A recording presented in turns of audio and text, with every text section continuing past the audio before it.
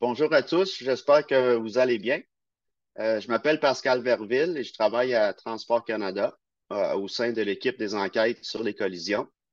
Je suis également membre du conseil d'administration de l'Association canadienne des professionnels de la sécurité routière, plus connue sous le nom de CARSP.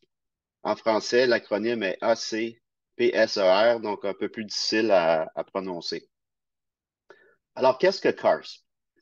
Il s'agit d'un organisme national sans but lucratif créé en 1985, composé de membres qui se consacrent à la promotion de l'utilisation de l'approche du système sûr afin d'atteindre la vision zéro, c'est-à-dire zéro décès et aucune blessure grave sur les routes du Canada et à l'étranger. L'objectif principal de CARSP est de soutenir la communauté canadienne œuvrant en sécurité routière en lui donnant accès à des recherches multidisciplinaires aux meilleures pratiques fondées sur des données probantes et à des occasions de réseautage et de collaboration afin d'appuyer les résolutions actuelles des Nations unies en matière de sécurité routière. CARSP est un groupe diversifié de professionnels impliqués dans la recherche, la gestion, la prestation et la promotion de programmes de sécurité routière. Je tiens donc à vous souhaiter la bienvenue au webinaire d'aujourd'hui intitulé Quelles technologies rendront ma conduite plus sécuritaire? CARSP, en collaboration avec le Dr Martin Lavallière de l'Université du Québec à Chicoutimi, a développé une veille scientifique, essentiellement un site web sur le système de sécurité actif et passif, afin d'informer au mieux la population et les acteurs de la sécurité routière. Cet outil novateur de diffusion de l'information sera présenté au cours de ce webinaire. D'habitude, les webinaires sont offerts seulement aux membres de CARSP sur une base mensuelle. Et en passant, si vous voulez devenir un membre de CARSP, cela coûte 125 $, mais celui d'aujourd'hui est offert gratuitement à tout le monde. Aussi, je tiens à mentionner que le webinaire sera enregistré et l'enregistrement du webinaire sera disponible sur le site web de CARSP par la suite. Je vous demande de bien vouloir patienter jusqu'à la fin de la présentation pour poser vos questions, mais elles peuvent tout de même être soumises tout au long en utilisant la fonction de questions-réponses dans le chat. Et il y aura aussi un sondage à compléter à la fin qui devrait apparaître sur votre écran en fermant l'application Zoom. On va aussi vous envoyer le lien au sondage par courriel et dans le chat. Avant de passer la parole à notre orateur aujourd'hui, Martin Lavallière, permettez-moi de vous en dire un petit peu plus sur lui. Le docteur Lavallière est professeur de kinésiologie au département des sciences et de la santé de l'Université du Québec à Chicoutimi depuis août 2016. Le docteur Lavallière est membre du conseil d'administration du réseau de recherche en sécurité routière du Québec, de différents comités ISO concernant les interfaces homme-machine, et il est coprésident du groupe d'intérêt spécial sur les véhicules automatisés de l'Association for the Advancement of Automotive Medicine. Et maintenant, sans plus tarder, je cède la parole au docteur Lavallière. Merci beaucoup, Pascal. Merci à tous d'être là aujourd'hui. Je vais tout de suite le dire, je m'excuse si je m'échappe ou je m'enfarge dans mon français et mon anglais. Là, on vient tout juste de finir la présentation du webinaire en anglais. Merci d'être là aujourd'hui pour la présentation intitulée Quelles technologies rendront ma conduite plus sécuritaire? Avant de débuter, je tiens à remercier CARSP là, pour l'opportunité de pouvoir présenter les travaux qu'on a fait ici. Mais puis je vous en reparlerai plus tard, un petit peu tout à l'heure. Je tiens aussi à remercier le ministère des Transports et de la Mobilité durable du Québec qui a financé, grâce à son programme d'aide financière à la sécurité routière, les travaux qu'on vous présente sur la veille scientifique portant sur les systèmes de sécurité active dans les véhicules. Super. PowerPoint collabore, ça va bien.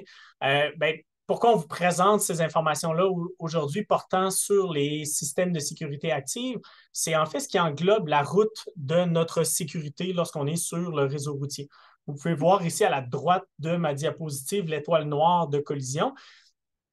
On a tout un continuum qui se situe à la gauche de cette collision-là sur différents moyens ou différentes façons qu'on peut mettre en place comme société, comme conducteur ou comme intervenant en sécurité routière pour prévenir les fameuses collisions qui se situent à la droite de ma figure. On a le cercle rouge pour la réduction des impacts, le cercle orange pour les systèmes de sécurité active qui seront le cœur de ma présentation aujourd'hui.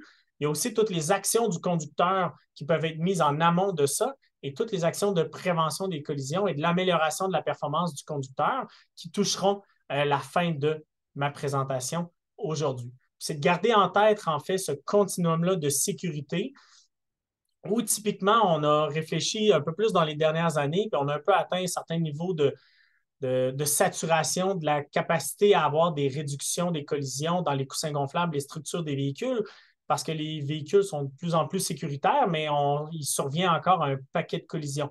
Fait que tout juste avant ces collisions-là, comment est-ce que mes systèmes de sécurité active et passive peuvent être utilisés afin de réduire la survenue d'une collision en soi ou d'en réduire peut-être même la sévérité par une réduction de vitesse ou de les différents facteurs qui peuvent être mis en branle durant celle-ci. Avant que je saute aux différentes technologies qui vous seront présentées dans la veille scientifique du nouveau site Web qu'on a produit avec CARSP, on se doit de comprendre ensemble dans tout ce continuum d'apparition technologique, de développement technologique, mais surtout d'adoption technologique par les consommateurs qui ici nous intéressent, les conducteurs, comment ils comprennent les technologies, comment on leur vend ces dites technologies-là, puis aussi comment on utilise ces technologies-là en tant que conducteur. La première étape à laquelle on doit s'intéresser, c'est des travaux qui ont été réalisés par Abraham et collaborateurs en 2017 dans la région de Boston.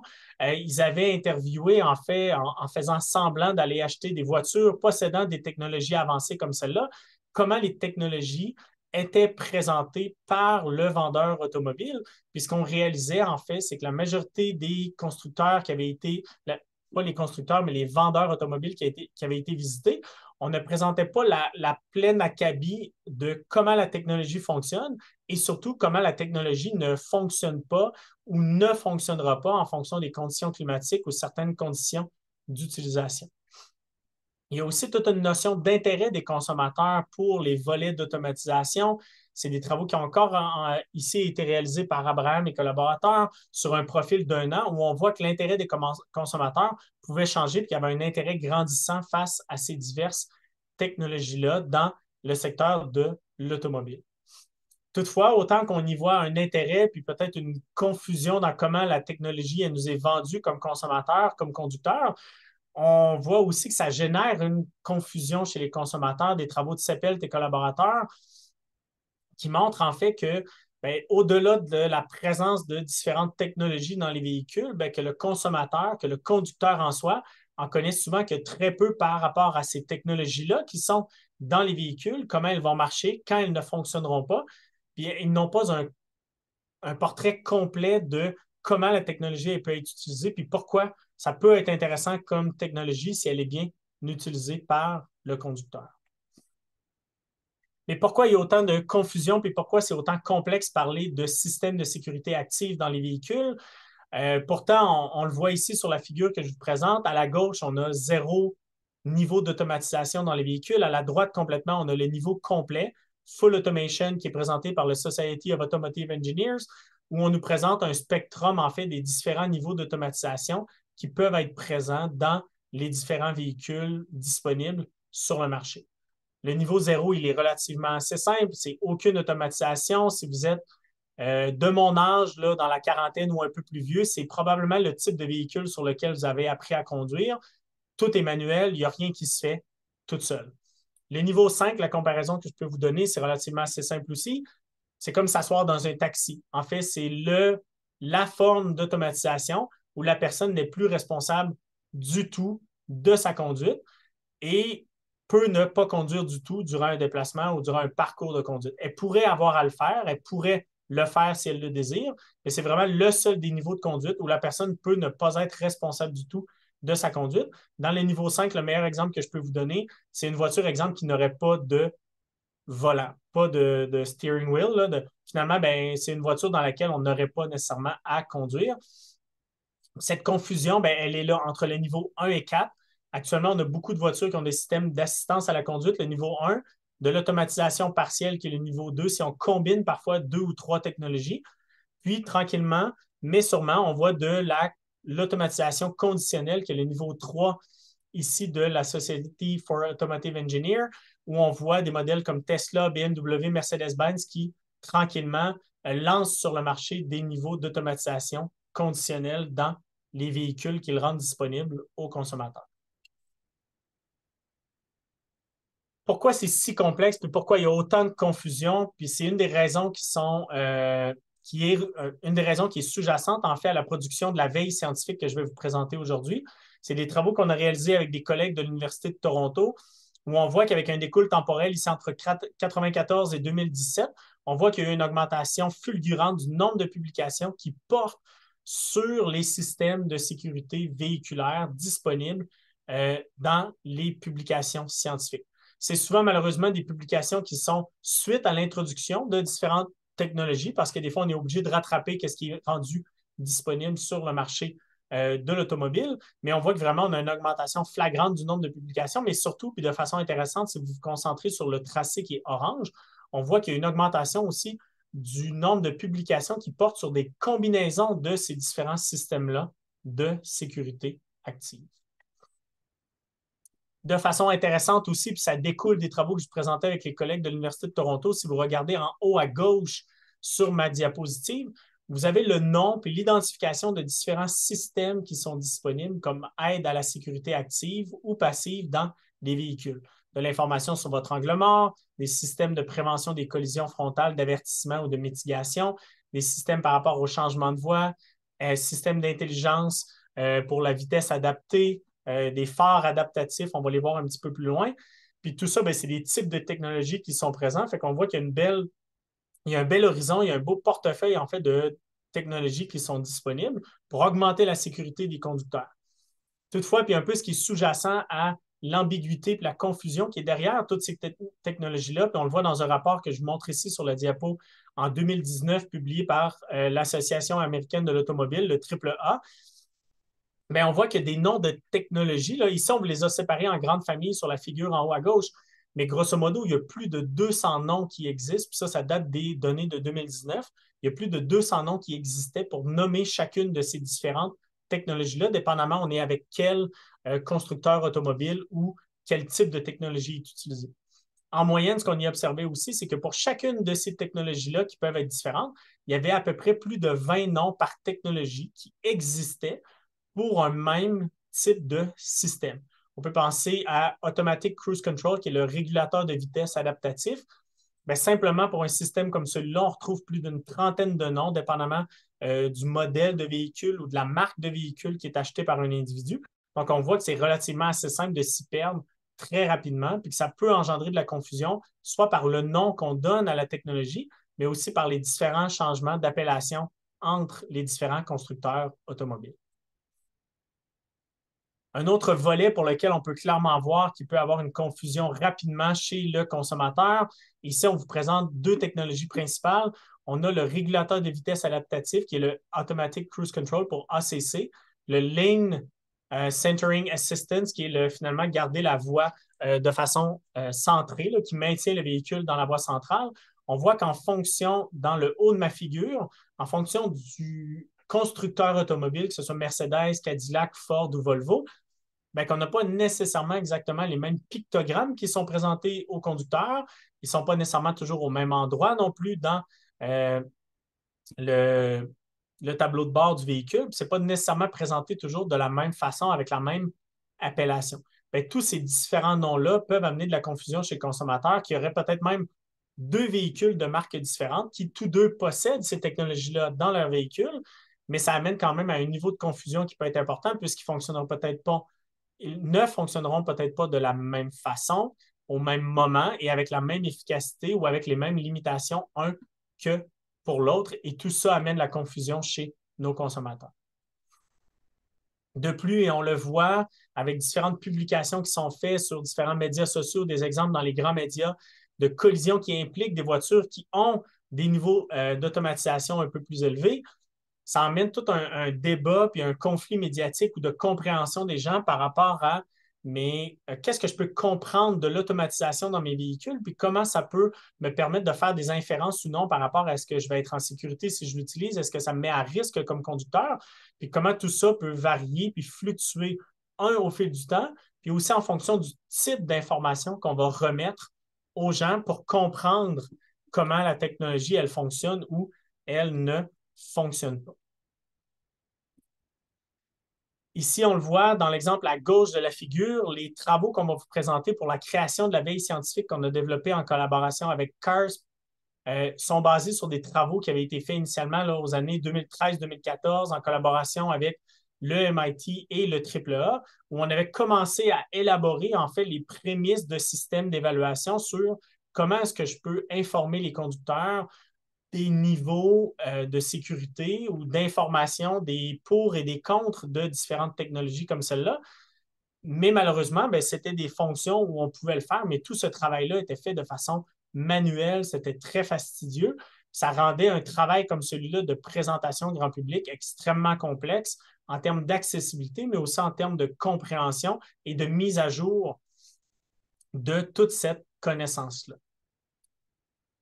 De par les prémices de ces connaissances-là qu'on avait développées il y a déjà 10 ans, malheureusement, ben, on a pensé, développé, puis c'est ici que le ministère du Transport et de la Mobilité du Québec, de par son programme d'aide financière du Fonds de la sécurité routière, nous a permis de déployer un tel programme.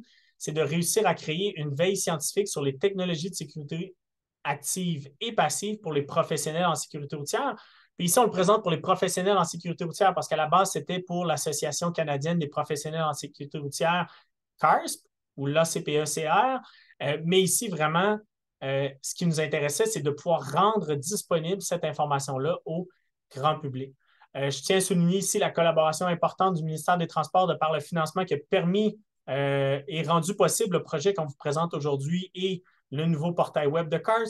CARS, de par son implication avec la construction du site web, du temps humain donné beaucoup. On a aussi eu le programme amélioré de paiement et de transfert de la sécurité routière de Transport Canada, l'Université du Québec à Chicoutimi, qui est mon employeur, en fait, puis qui me permettait de libérer du temps pour vous présenter le projet qu'on vous présente aujourd'hui.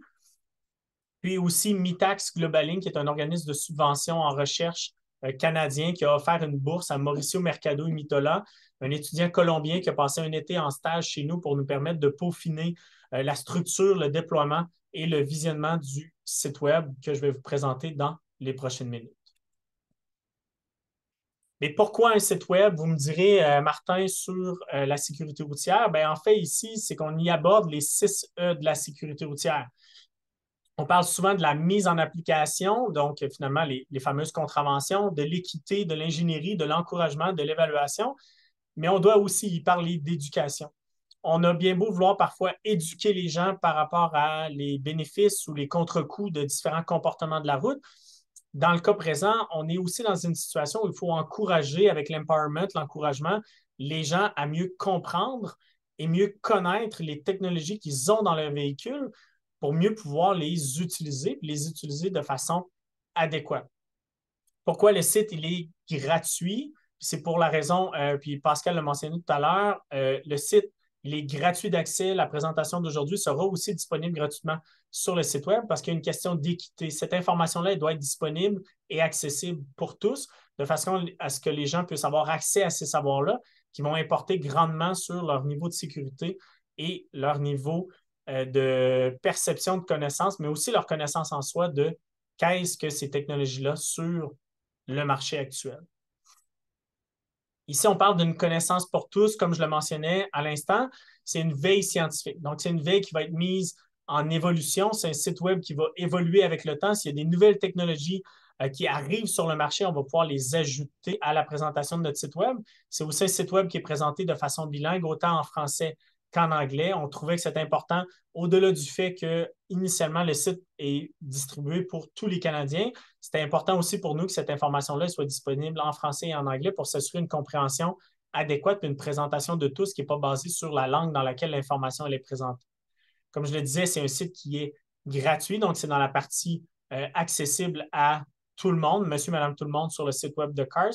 Et comme on en parlait, c'est un site qui va être évolutif, puis je vais vous présenter pourquoi et comment dans les prochaines minutes.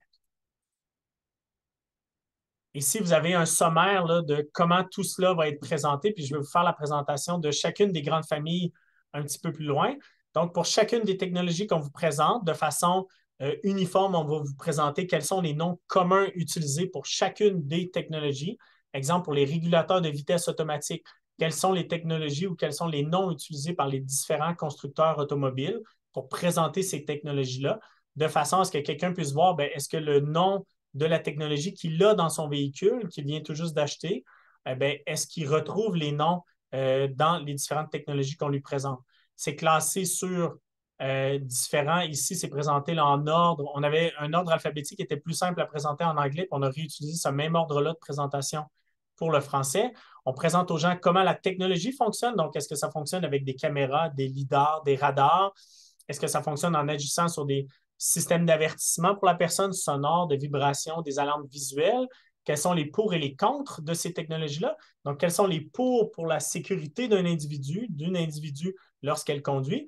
Et quels sont aussi peut-être les contre-coups de l'utilisation d'une technologie comme celle-là? Est-ce que je suis à risque de peut-être augmenter ma distraction, baisser ma vigilance lorsque je conduis? C'est important de présenter les deux facettes, les deux côtés de la médaille de l'apport de ces technologies-là pour le conducteur pour qu'un choix puisse être fait de façon consciente et diligente par les gens.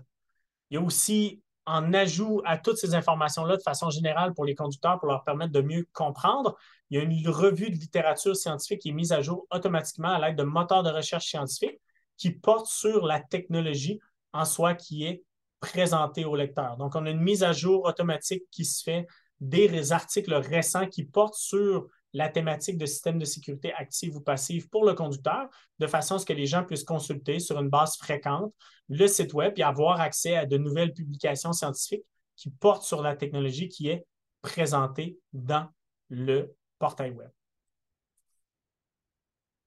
Je vais vous présenter maintenant les 7 grandes familles qui ont été construites pour faire une synthèse de présentation sur le site web de CARS pour nous présenter ces différentes technologies-là. La première est le régulateur de vitesse automatique. Donc, c'est la même chose que le régulateur de vitesse usuel où vous prenez votre voiture, puis lorsque vous atteignez, exemple, 100 km/h sur l'autoroute, ben, vous activiez le régulateur de vitesse.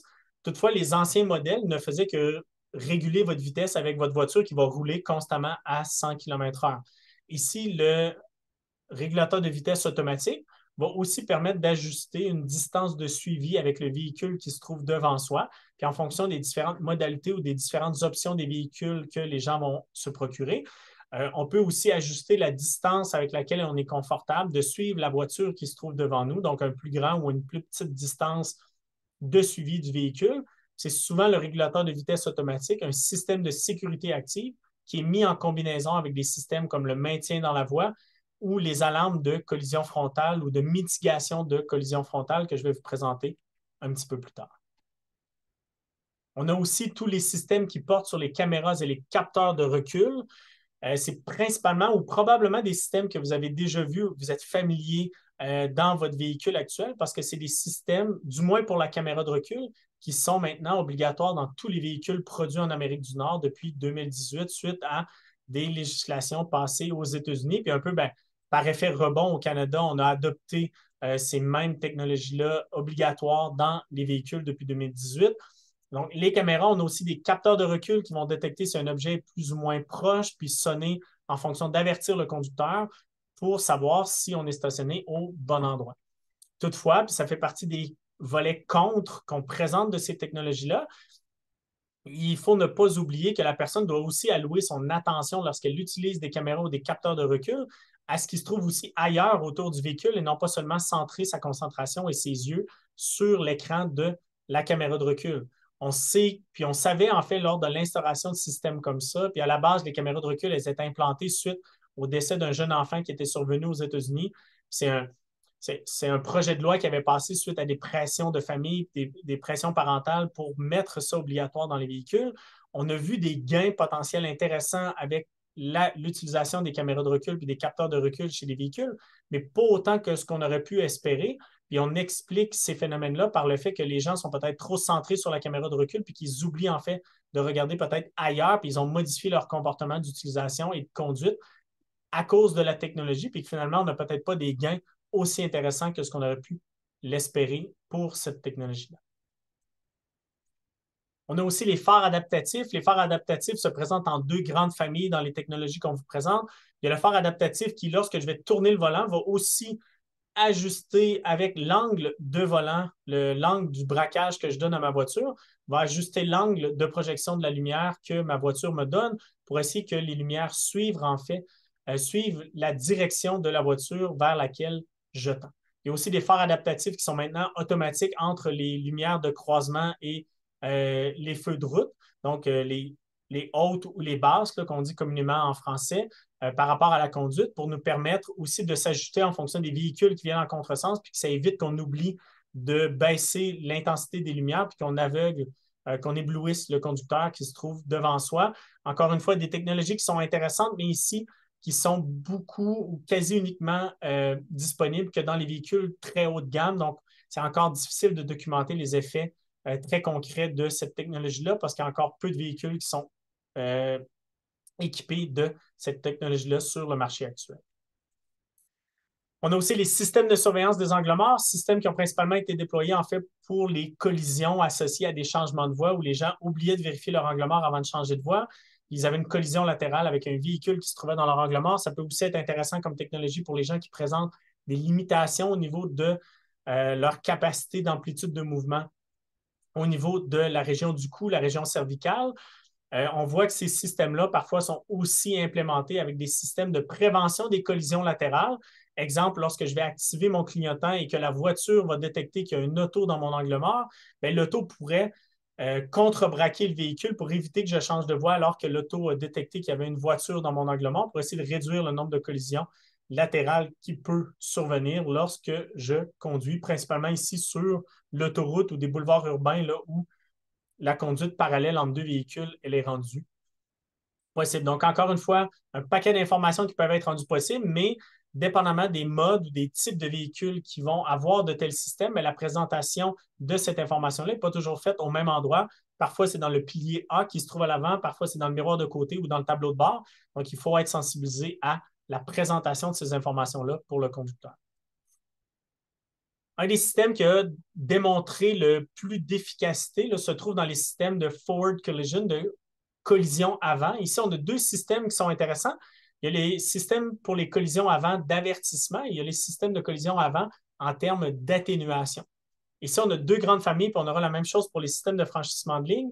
Le système d'avertissement est considéré ici comme un système de sécurité passive. On le considère ici passif parce que le véhicule ne prendra pas action pour essayer de prévenir la collision qui est pour survenir. Tout ce que le véhicule va faire va fournir à la personne une alerte visuelle, une alerte sonore, parfois une alerte de vibration pour mettre en éveil l'individu qui conduit, pour lui rappeler qu'à la vitesse à laquelle la personne circule et le fait que la distance entre elle et le véhicule devant soi rapetisse de plus en plus vite, on fournit une alarme à la personne pour permettre à la personne de mettre en place des actions de correction, freiner, changer de voie, mais au moins de répondre à ce qui se trouve devant soi.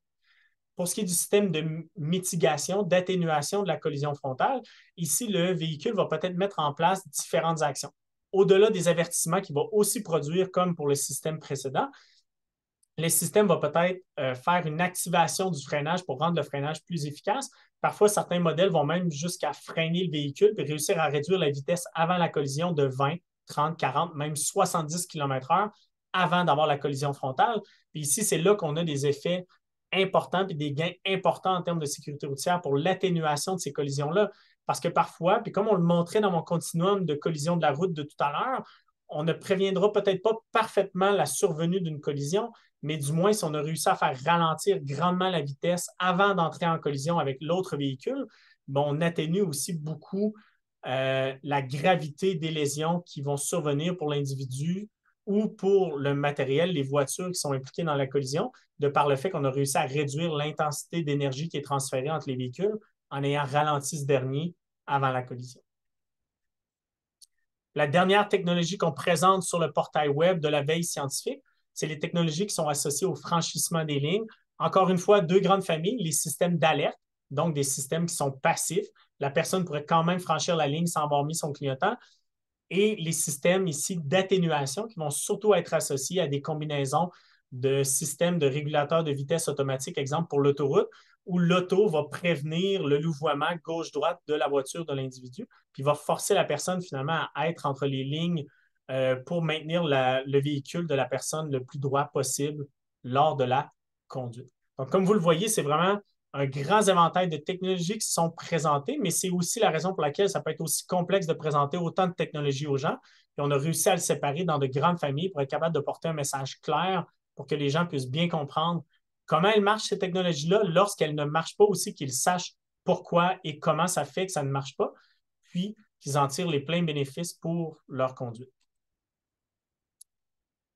Tout ça, c'est associé à deux autres facettes, puis c'est important ici de se le garder en tête parce que ça fait partie de l'éducation et de l'empowerment qu'on peut donner aux gens. Ici, on parle, c'est les résultats qui ont été publiés là, en Australie, mais on voit des reflets similaires ici au Canada.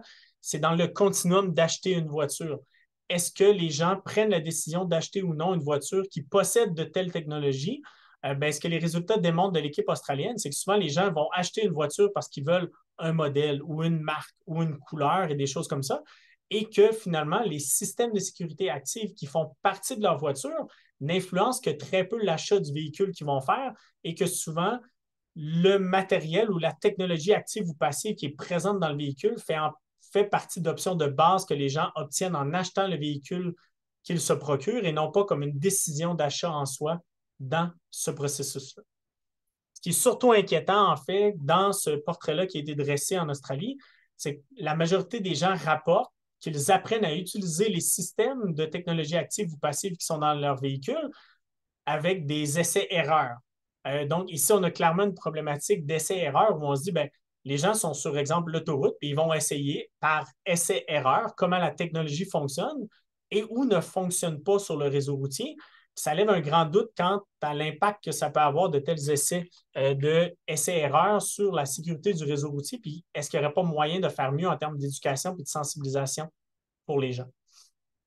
Toutefois, on voit que les gens nous rapportent quand même qu'ils ont une perception sur l'apprentissage puis qu'une pratique serait intéressante avec du matériel engageant pour mieux comprendre comment leur véhicule fonctionne ou lorsqu'il ne fonctionne pas pour telle ou telle condition de la route ou des conditions météo. Mais on voit vraiment que les gens vont rarement aller chercher, outre l'information de leurs essais-erreurs. Ils n'ouvriront pas le petit carnet qui se trouve dans la boîte à gants pour lire le formulaire du consommateur, la brique d'à peu près 600-800 pages qui se trouve dans notre boîte à gants du véhicule. Donc, il faut vraiment trouver une façon autre de rejoindre les gens pour réussir à mieux les éduquer. Puis on espère que la veille scientifique du portail web va permettre d'en arriver à cela. C'est un peu ce qui fait un survol, en fait, de l'adoption de ces technologies-là. Puis on peut parler d'ironie de l'automatisation. C'est de plus en plus, on va tendre et on va porter vers l'utilisation de différents systèmes comme ça de sécurité active dans nos véhicules. Mais malheureusement, puis on le présente en 5 grandes familles ici d'assignation des tâches, de charges attentionnelles, de contrôle, de confiance et de perte d'expertise, c'est que plus les gens vont utiliser de telles technologies dans leur véhicule, bien, plus ils vont perdre la capacité à conduire par eux-mêmes. Plus ils vont perdre de l'expérience en tant que conducteur. Puis on peut faire un parallèle ici entre les kilomètres parcourus et les kilomètres conduits.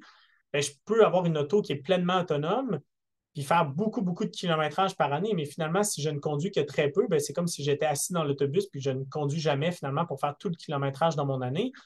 Bien, il se peut que je perde en expérience et en capacité de conduire de façon efficace. Puis je vais aussi perdre certains automatismes qui sont des prérequis à une conduite efficace et sécuritaire. Donc, si je perds en capacité de conduire parce que j'ai des technologies dans mon auto qui devraient augmenter ma sécurité, bien, on se retrouve en un point de fracture un petit peu entre les deux. Il va falloir continuer d'éduquer et de sensibiliser les conducteurs, puis peut-être même aller faire pratiquer dans des programmes formels l'utilisation de telle technologie. Ici, puis à venir, en fait, dans la continuité du site de la veille technologique qu'on vous présente, la veille scientifique qu'on vous présente aujourd'hui avec CARS, il y a d'autres systèmes qui seront ajoutés dans les prochains mois, dans la prochaine année, pour continuer à documenter et à étayer tous les systèmes qui sont présents dans les véhicules actuellement. Exemple, les systèmes de monitorage du conducteur qui se concentrent principalement sur les impacts de la distraction ou de la fatigue lorsque les gens conduisent. Parfois, on va afficher une petite tasse de café qui va se mettre à clignoter dans un véhicule puis qui va suggérer au conducteur d'aller prendre une pause dans une halte routière ou une halte repos conséquente. Les systèmes pour les détections des piétons, des usagers vulnérables, les systèmes de prévention des collisions pour la circulation qui est perpendiculaire. ou même l'adaptation intelligente de la vitesse. Donc, la voiture, en fonction de où elle est sur les réseaux routiers, elle connaît la limite de vitesse qui est affichée et va adapter la vitesse du conducteur en conséquence. Il y aura aussi tout un ajout qui pourra être fait au fil du temps sur les impacts de l'hiver, puis des connaissances qui seront développées au cours des prochains mois ou des prochaines années sur quel est l'impact de l'hiver sur l'adoption, l'utilisation puis l'efficacité de tels systèmes dans des conditions hivernales, parce qu'on n'en connaît encore que très peu sur les impacts des conditions hivernales qu'on va fréquenter ici au Canada et au Québec, c'est la même chose, sur tout un continuum de sécurité pour mes conducteurs. Et finalement, puis encore de façon plus intéressante, ici, ce qui nous importe beaucoup, c'est toutes les notions d'adoption des technologies et des ajustements comportementaux qui vont suivre avec l'avancée, le déploiement de plus en plus de technologies de sécurité active et passive comme ça. Comment nos gens vont s'adapter? Est-ce qu'ils vont bien agir? Est-ce qu'ils vont prendre plus de risques lorsque la technologie elle est présente dans leur véhicule? Ça, c'est des choses qui vont bonifier finalement nos sections de comment utiliser les différentes technologies qui sont présentées sur le portail web, les pour et les contre de ces technologies-là, puis quitte à pouvoir présenter de façon plus globale quelles sont les choses auxquelles il faut faire attention comme conducteur pour prévenir l'adoption de mauvais comportements une fois que j'ai des technologies comme celle-là dans mon véhicule. Pour conclure, je vous ramène à la route de notre sécurité parce que c'est en fait tous ensemble qu'on est capable de porter des dossiers comme ceux-là. Puis encore une fois, je vous le montre dans la figure avec notre étoile noire de collision qui se situe à la droite, c'est d'agrandir un petit peu mon rectangle vert qui se présente ici sur la figure, puis d'aller même au-delà des systèmes de sécurité actifs dans mon cercle orange qui peuvent être disponibles aux conducteurs, puis d'aller même plus loin en amont de façon à ce que mes gens seront éduqués, sensibilisés, ils sauront quand et comment ne pas utiliser de telles technologies dans leur véhicule, puis ils prendront aussi les actions conséquentes pour bien utiliser ces technologies-là pour prévenir la fameuse collision qui se situe à la droite de ma diapo. Encore une fois, je tiens à remercier le ministère des Transports et de la Mobilité durable pour le financement qu'ils nous ont offert dans le cadre de la présentation que j'ai pu vous faire aujourd'hui, mais surtout, puis il sera rendu disponible, on pourra vous le faire parvenir là, par courriel avec le sondage post-participation dont Pascal vous parlait tout à l'heure.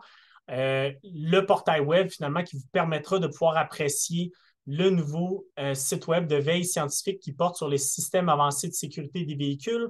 On le voit sur la diapositive qui est devant vous. C'est la portion française du site que vous voyez à l'instant. L'information se trouve ici dans la section Nouvelles et ressources. Et dans cette zone-là du portail web de CARS se trouve la section sur les systèmes avancés de sécurité des véhicules. Le site a été rendu ouvert et disponible ce matin, donc vous pouvez déjà le consulter, en profiter, en parler avec vos collègues ou vos familles, là, si vous voulez en savoir un petit peu plus sur ces différents systèmes de sécurité-là, puis comment ils peuvent ou ne peuvent pas impacter votre sécurité au quotidien comme conducteur. Merci beaucoup tout le monde.